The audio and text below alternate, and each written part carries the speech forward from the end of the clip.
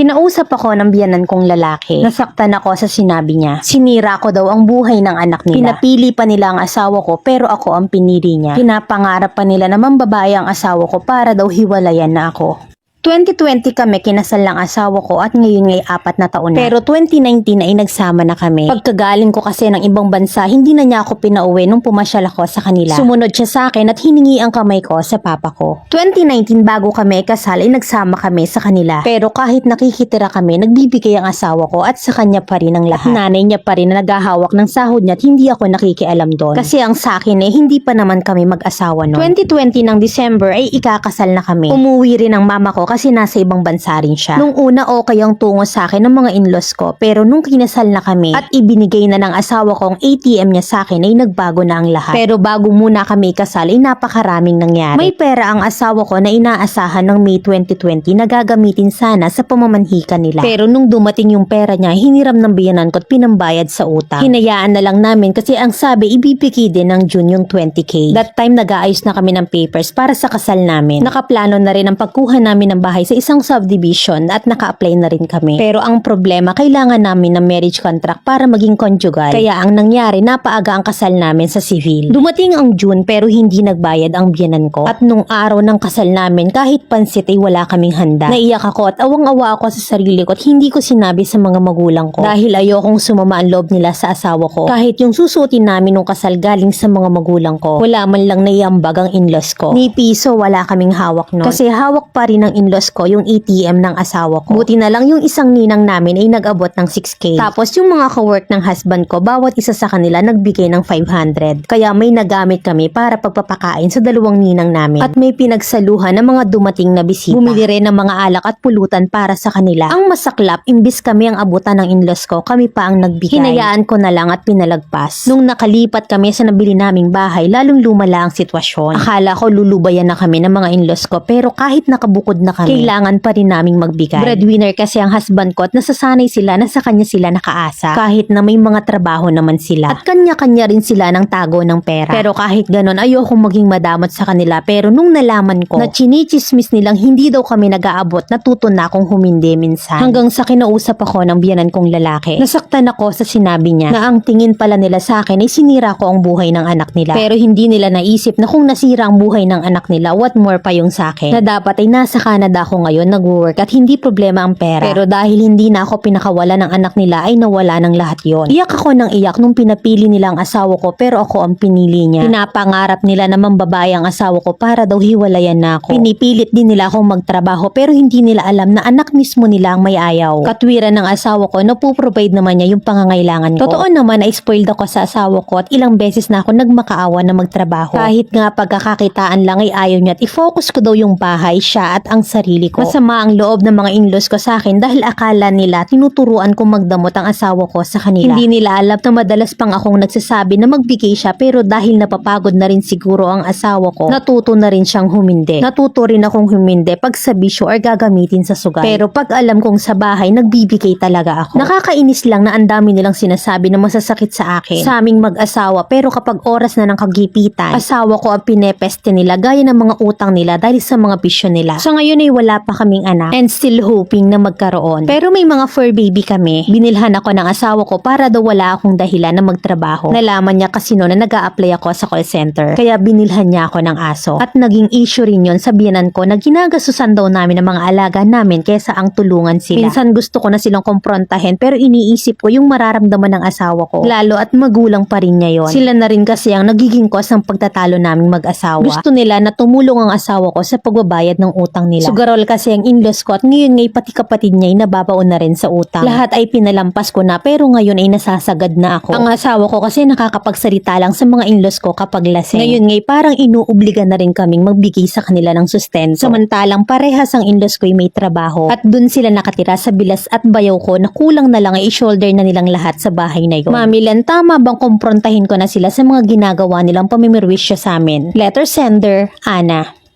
Sa sitwasyon nila, hindi naman sila mga inutil kasi nagtatrabaho pero sadyang kinukulang kasi may bisyo. Nasanay rin kasi sila na palaging nagbibigay ang asawa mo. Sa una pa lang yung pamulong na hindi na ibalik yung inutang. Yung kasal nyong na perwisyo na walang naiambag at nanggigigil ako sa asawa mo na hindi nag-isip ding mag-ipon. Nahinayaan lang din yung ATM sa mga magulang niya. Hindi rin nag-iisip. At yung pagsasabi sa'yo na sinira mo ang buhay ng anak nila, ni doon pa lang dapat pinatikim mo na ng maanghang na salita Na sana sinabi mong kapal lang mukha niyong sabihin na sinira ko ang buhay ng anak niyo, saludo ang gitnang daliri ko sa inyo. Kasi kinumpronta ka kasal na kayo at kung anong desisyon nyo, hindi na dapat nila yun pinanghihimasukan. At yung papiliin nila yung asawa mo kung sila or ikaw, at ipanalangin naman babae yung asawa mo. Ang dami mong tiyan sampal-sampalin Ang tanong mo ngayon ay kung pupwede nang kumprontahin. Una, kausapin mo muna yung asawa mo tungkol sa inaasal lang biyanan mo at siya yung umayos sa pamilya niya para magkasundo kayo. Pero kung walang gagawin ng asawa mo para mahimasmasa ng mga biyanan mo sa ina-attitude nila na wala sa lugar, dun mo na kailangan gumawa ng aksyon. In case na pagsalitaan ka ng hindi maganda at pilitin kayong magbayad ng utang nila, dun ka naaalma. Sa maayos sa panimula mo pa rin gawin kahit kabastos-bastos na sila. Pero kung sakali na kahit anong maayos na usap ang gawin mo at nalagay ka sa alanganing sitwasyon, dun mo ilabas ng todo ang sungay mo. Walang masamang mga tuwiran kung nasa katwiran. Ipakita mong hindi ka basta-basta't hindi ka tatanga-tanga na iiyak na lang na parang bilot sa tabi. Respect those people who knows how to respect you. Sa panahon ngayon, maraming tao ang hindi deserve irespeto. Especially those people who are rude for no reason. Ang daming matandang porket mas bata sa kanila hindi marunong rumispeto. I can't see the need to respect them if they can't do the same way. Respect should be earned and not demanded.